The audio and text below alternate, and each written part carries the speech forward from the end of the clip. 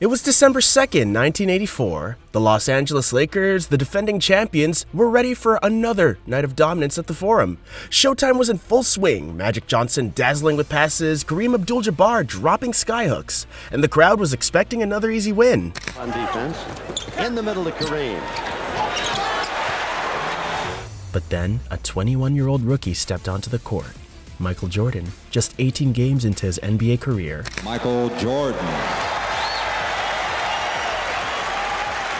No one expected much from him. Not here. Not against them. To them, he was just a kid, fresh out of North Carolina, still adjusting to the NBA. But from the moment the ball was tipped, something felt different. This wasn't just another game. It was the night Michael Jordan destroyed Kareem Abdul Jabbar's dominance, not by outscoring him, but by outshining him, out-hustling him, out-energizing the entire Lakers team. His good buddy, Isaiah Thomas. Keep your eye on Jordan and Cooper. This is the story of how a rookie walked into the House of Legends and made it his own. The Forum was glowing. The Lakers were the NBA's crown jewel. Magic Johnson ran the floor like a conductor. Kareem, now 37, wasn't just a big man. He was the all-time scoring leader. Every team that came in left humble. The place was a palace, and the Lakers were the kings. Setting up against Caldwell and back out, and Michael Cooper's alone. Jordan, just a guest. Or so they thought. The Bulls weren't even on the championship radar. Most fans thought this would be a blowout, a lesson, a reality check for the rookie. And that's what made what happened next even more shocking.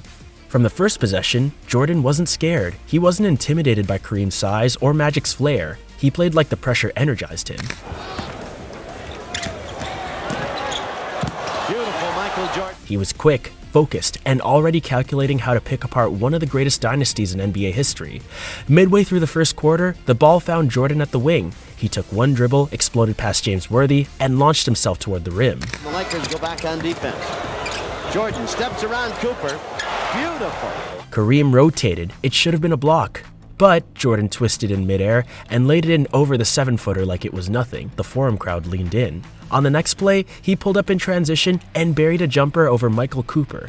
Then he picked off a lazy pass and went coast to coast for another layup. Cooper all the way with Jordan. Jordan tapped it away. What a good defensive play. This wasn't normal. This was confidence at 21 years old against legends. Jordan didn't play like a rookie. He played like a future king, testing the crown. And the Lakers felt it. Kareem wasn't just going to let this kid show him up. He went to his comfort zone, the low post, and unleashed that skyhook again and again. Kareem, Jones, nice baseline move in the sky. He dropped 32 points that night, smooth, effortless, and dominant. But here's what made this night different. Even though Kareem was scoring, the spotlight had shifted. People weren't gasping at skyhooks anymore. They were gasping at Jordan's layups, Jordan's defense, Jordan's fearlessness. And still square up to shoot it. His vertical jumping ability and body control is just... It wasn't about who scored more. It was about who controlled the story. And that night, the story was all about MJ. By the third quarter, it was clear this wasn't a blowout. The Bulls were hanging around, and Jordan wasn't just playing well, he was leading. Every time the Lakers tried to build a lead, Jordan would slash to the rim or force a turnover. Lakers have a lead of 13. Jordan out of the corner. Magic looked annoyed, Kareem looked tired, and the Bulls, they were alive.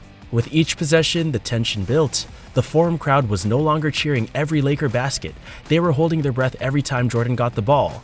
This wasn't just fun anymore. It was real. The kid was winning. What a pass. 91-83. So Magic continues to dazzle.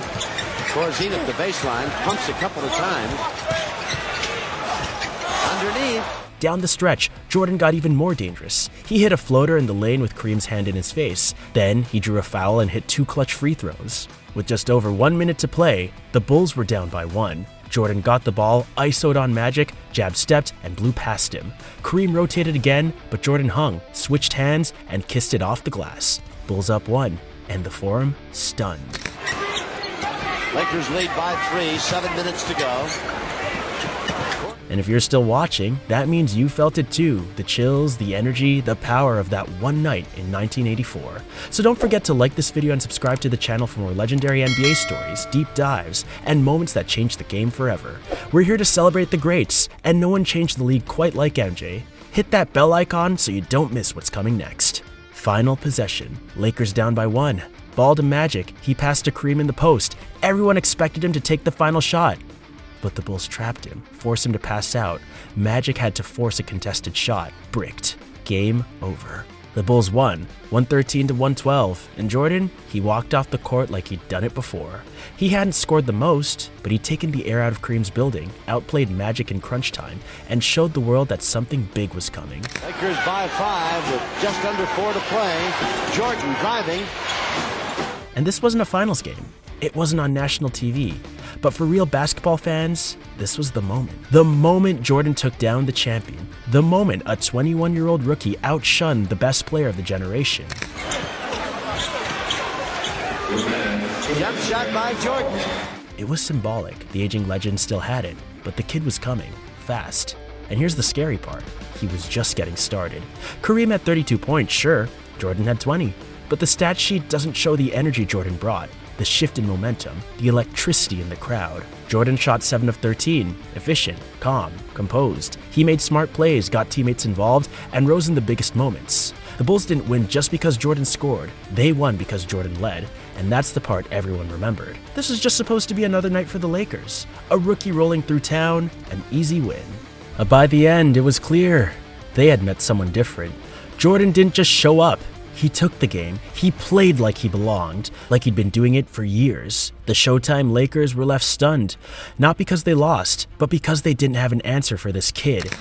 I think I'm dedicated enough to work hard and try to be the best basketball player I can. And it's good to get comments from everyone, and that's inspiring to go out and keep working hard. After that night, Jordan's legend grew quickly. 28 points per game as a rookie, an all-star selection, a sneaker empire. But that game, that win in LA, it was more than a stat line.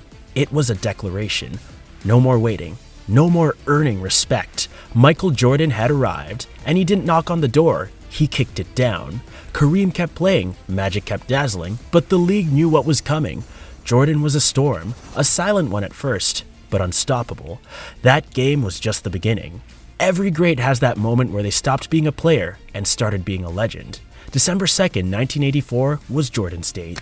Magic, Kareem, neither one went in, and the Bulls' Kevin Lockery goes off the floor. Most people forget Jordan wasn't just making noise on the court that night. He was starting a revolution off it too. On December 2nd, 1984, he wore red and white Nike Airships, not Air Jordans yet.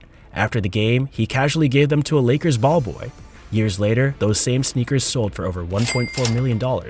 Why?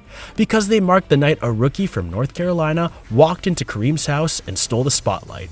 Scuffed, creased, and worn, they became a symbol, not of fashion, but of arrival. From that night on, every step Jordan took, the world was watching. So, now the question is yours. Do you think this was the moment Michael Jordan truly announced himself to the league? Or was there another game that made him a legend? Drop your answer in the comments below.